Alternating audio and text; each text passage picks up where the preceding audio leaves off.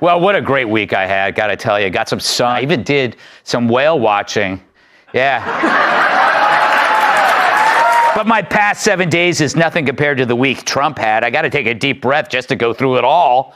So here goes. First, you had the Iran strike, where Iran just had their nuclear prospects sent back to the Stone Age. And while the mullahs claimed it was no big deal, dry cleaners in Tehran reported receiving truckloads of soiled robes. Then there's the ceasefire, where Trump acted as coach, separating two players, still fighting after the whistle blew. Then he got our NATO allies to pony up 5% of their GDP on defense. No one's done that before. Maybe we can get him to bring up Jesse's behavior when the check comes after dinner. Of course, there's the vanishing border crossings and gotaways, while Trump's approval among Hispanics explodes. He's now as popular among Latinos as family, religion, and the weather girl on Telemundo.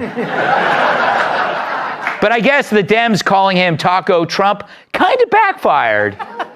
The stock market roared back despite predictions of idiots like Jim Cramer, who claimed tariffs would usher in the apocalypse. Sorry, the only thing headed to the apocalypse is Jim Cramer. On top of that, the Supreme Court got rid of the nationwide injunctions, the legal system's version of cock blocking, used to stymie Trump's agenda, and in the process revealed that the dissenting libs are less qualified than Lionel Hutz. But with the winning comes the whining. Critics claim the economy would have been fine without this trade war. But that's like saying Dolly Parton would have been just as famous without the huge cans. Tariffs, we wouldn't have the extra billions coming in, which the critics leave out. It's a half opinion, like celebrating your weight loss, but failing to mention the tapeworm. Now, when you praise Trump for being this good, they'll accuse you of idol worship, as if they didn't act like Barack Obama orange sherbet. The one big beautiful bill has passed the House and is headed to Trump's desk for signing. Let's check the ayes and nays right here. The yeas are 218, the nays are 214. The motion is adopted. You could call House Speaker Mike Johnson a miracle worker after wrangling his party to pass President Trump's key legislative policy, the One Big Beautiful Bill. Naturally, with any big legislation that passes, there are naysayers. Let's hear what the left has to say about the big beautiful bill in this clip. Every single Democrat stands in strong opposition to this bill because we're standing up for the American people. Democrats did everything they could to delay things, including a record-breaking nearly 9-hour speech from House Minority Leader Hakeem Jeffries before the final vote. Donald Trump's deadline may be Independence Day. That ain't my deadline. We don't work for Donald Trump. We work for the American people. Well, looks like the big bill's going to pass, but it wasn't beautiful enough for me to vote for it. But Democrats, well, they see it as a loss for millions of Americans. Just listen to House Minority Leader Hakeem Jeffries, who spoke on the House floor for a record 8 hours and 45 minutes before the vote. Our job is to stand up for the poor, the sick, and the afflicted, the least, the lost, and the left behind, everyday Americans. That's what Matthew teaches us. And that's not what's happening in this one big, ugly bill. Jeffries and Democrats see political opportunity in the passage of a bill that, according to polls, is unpopular with Americans.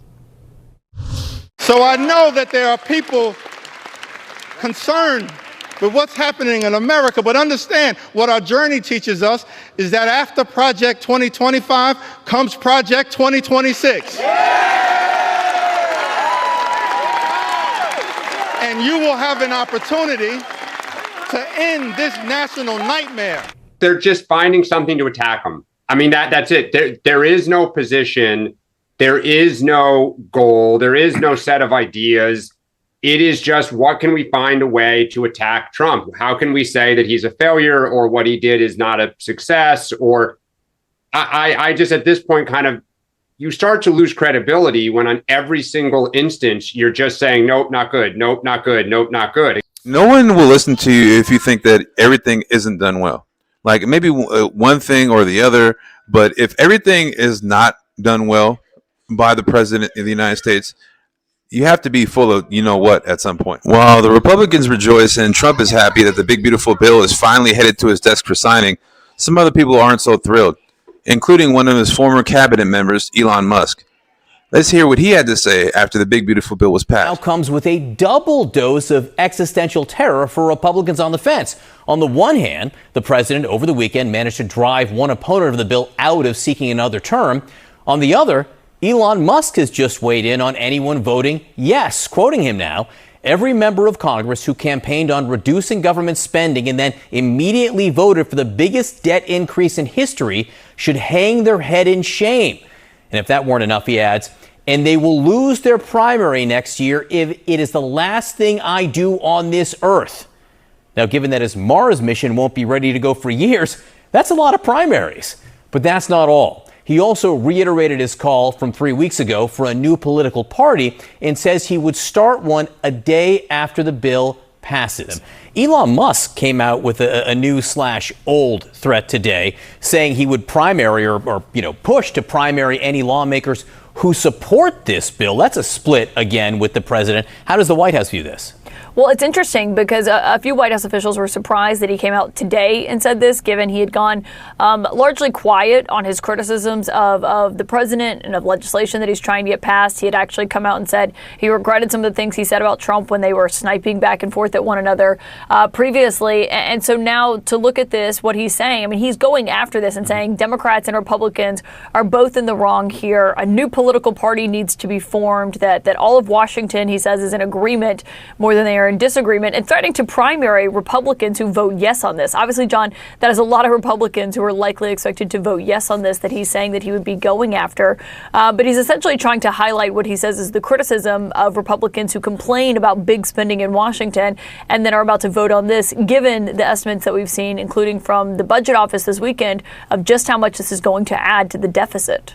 Yeah, that's a lot of primaries. He better have deep pockets. I get the sentiment behind it. He ran Doge and he wants the spending to go down and the revenue to go up. So essentially we have no inflation. I totally get it. But there's other ways to still accomplish that.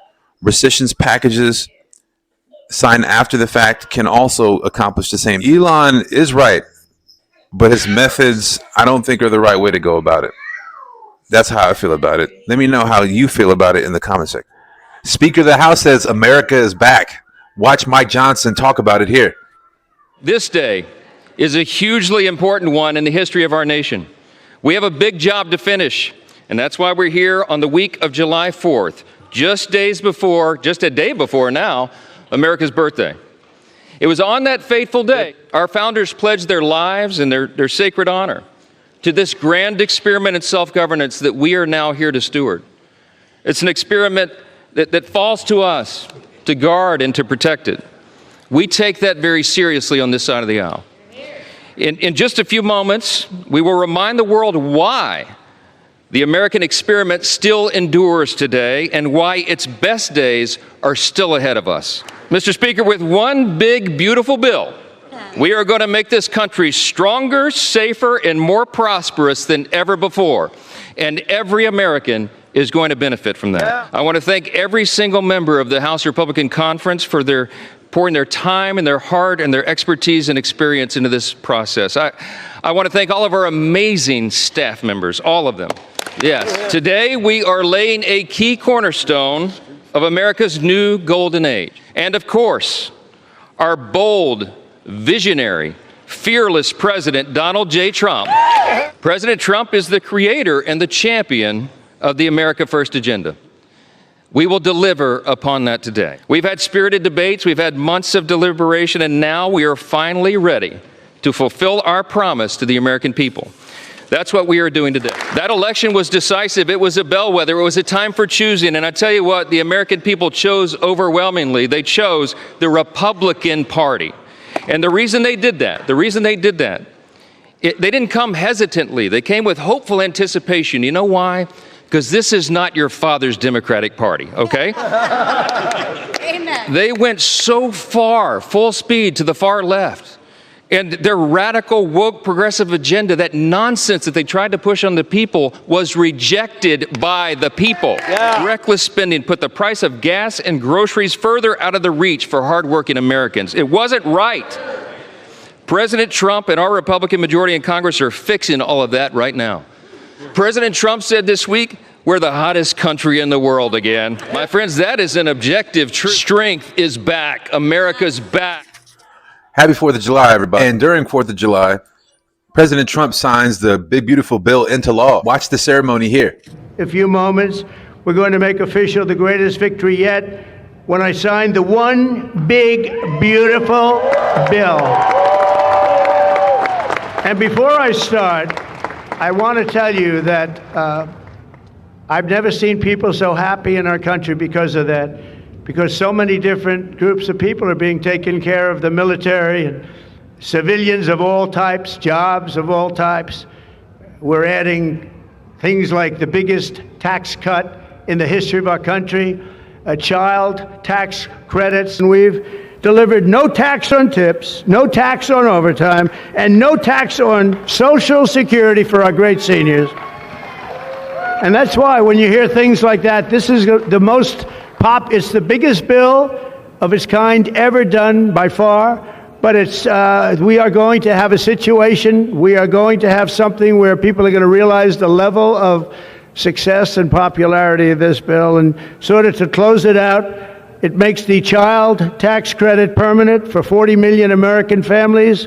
And to increase the car affordability, it makes interest on a new car payment. So this had never happened before. You buy a car, you borrow money, you're allowed to deduct for income tax purposes your payment of interest. You're allowed to deduct it. It's never happened before. So run out and buy a car. But I have to tell you, it's only good, Mike, if it's made in America. If it's made in another country, you don't get it. We're looking live, Jennifer, at a shot of the president who's about to sign the big, beautiful bill into law. He is surrounded by White House officials, by cabinet secretaries, by key members of both chambers of Congress who helped move the bill through its many drafts and get it signed, passed through both chambers. Historic moment, as he has been touting all afternoon long. This is going to go down in history as his landmark legislation, President Trump's version of Obamacare or of President Biden's infrastructure bill.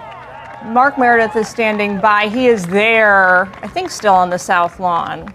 Jillian, I sure am. We're still here on the South Lawn as the president is surrounded by those congressional delegations that pushed his legislative and tax policy package over the finish line.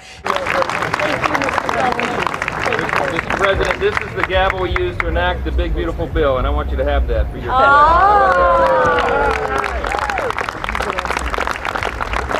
Are we ready? We're ready. Are you ready? Yeah. The one big, beautiful bill went through a lot to get to this point, needing the vice president's vote to break the tie in the Senate. When it passed the House, it finally is on its way to Trump's desk to sign. A lot of compromises were made along the way, but it looks like it's finally going to get signed into law. I'm hoping that rescission packages to follow to stop the spending from getting out of control. That's my take on it. And what was a big week of wins for President Trump, the Supreme Court agreed with him and stopped the lower courts from injuncting on his agenda. For more on the ruling, let's hear about it here. A big win at the Supreme Court and a big loss for rogue liberal judges. Small ball district judges are no longer allowed to stop the president's agenda. Liberal lawyers can't sue every time Trump acts and get an Obama-Biden judge to issue a nationwide injunction. The ruling was 6-3. Trump stopped by the briefing room to take a victory lap. Well, this was a big one, wasn't it? This was a big decision.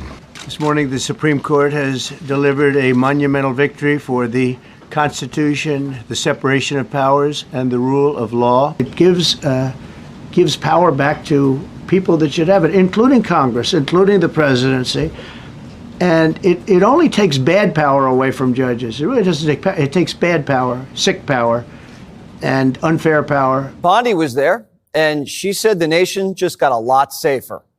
You should all feel safer now that President Trump can deport all of these gangs, and not one district court judge can think they're an emperor over this administration and his executive powers and why the people of the United States elected him.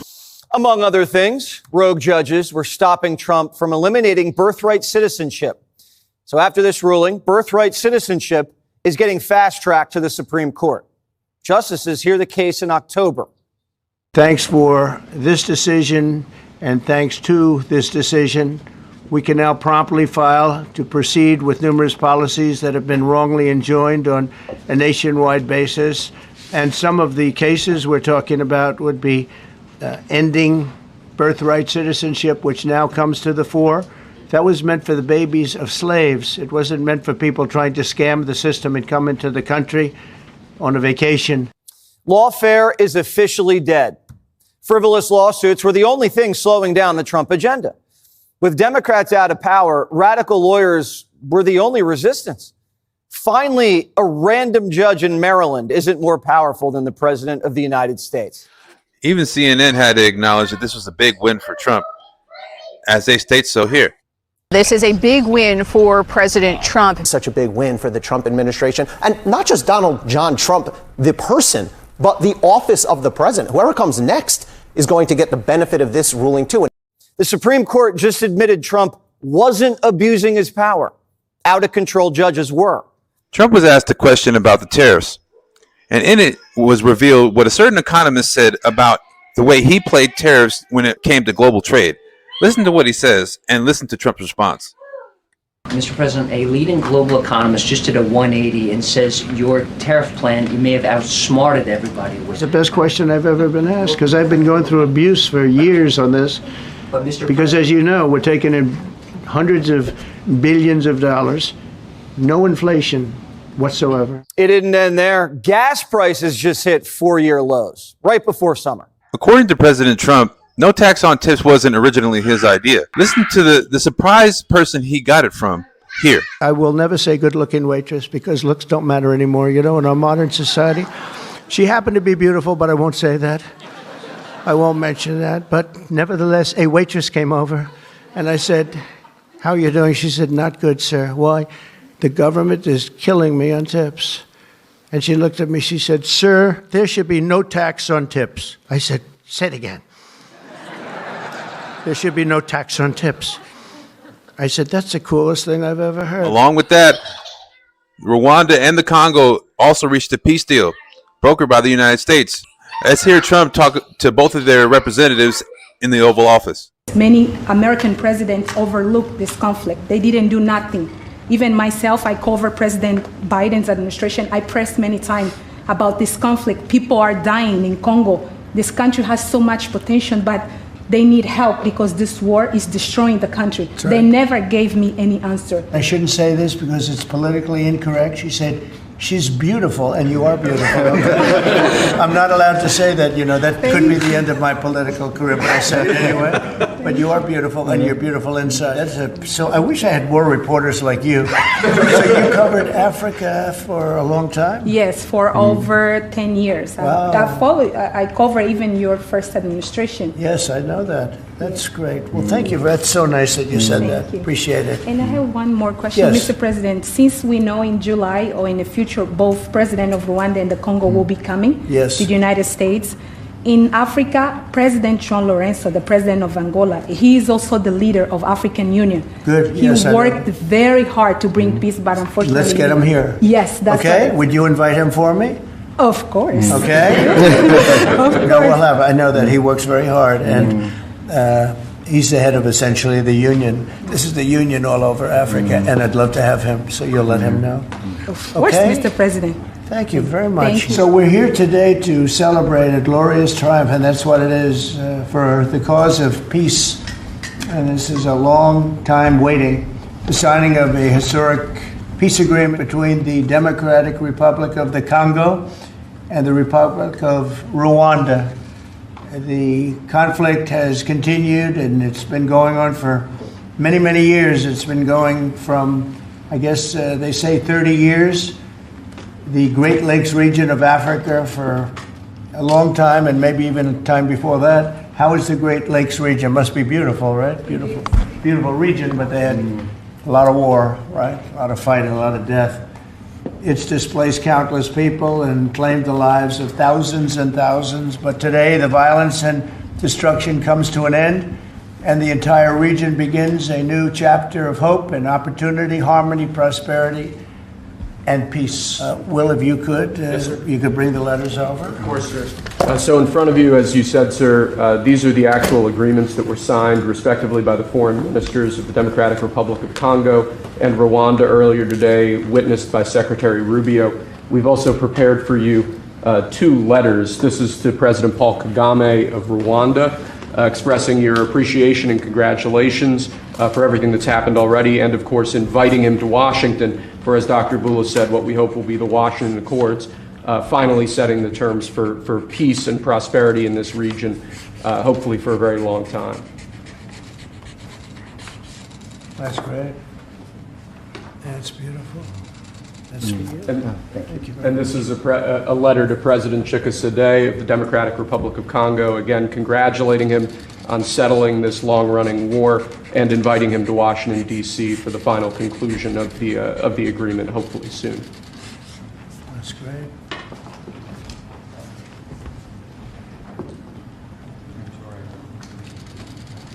That's right. You take that pen. Thank you very much. Okay. After the United States brokered a peace deal between Rwanda and the Congo, it was revealed that they reached an agreement with the Congo for something that they actually really needed. For more on the announcement, let's hear from President Trump directly. Was able to get them together and sell it. And not only that, we're getting for the United States a lot of the mineral rights from the Congo as part of it. They're so honored to be here. They never thought they'd be coming to, look, this is a very tough part of the world. They never thought, they were just telling me, they never thought they'd ever be coming to the White House. Just when you think things can get more pathetic, the Ayatollah of Iran states that he won the war. Can you believe that? Trump has a response for him right here, though. Listen to this. I'm going to respond to the Ayatollah's statement yesterday that we won the war. Oh, God, we won the war. And I said, look, you're a man of great faith, a man who's highly respected in his country.